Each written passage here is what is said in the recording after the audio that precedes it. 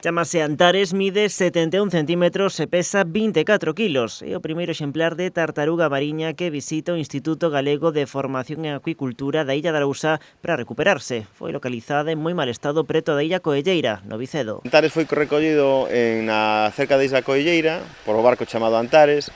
Estaba en bastante mal estado, collido en un miño sobre aproximadamente uns 30 metros de profundidade. Os mariñeiros xa lle deron un primeiro tratamento de rehabilitación, auxiliados polo CEMA, vía telefónica.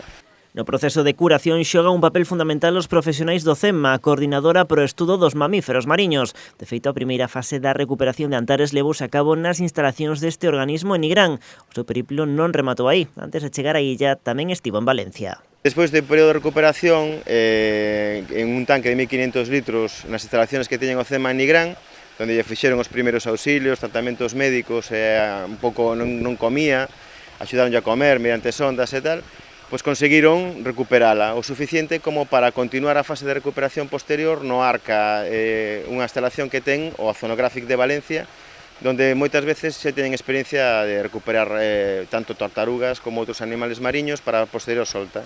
Ademais de mellorar o seu estado, a tartaruga tamén aprendeu a prepararse para sobrevivir no océano. Acostumbrouse a unha dieta xa autónoma, de alimentación autónoma, mellorou as técnicas de natación e de mergullo, e agora está na fase posterior que preparala para a súa solta no medio natural.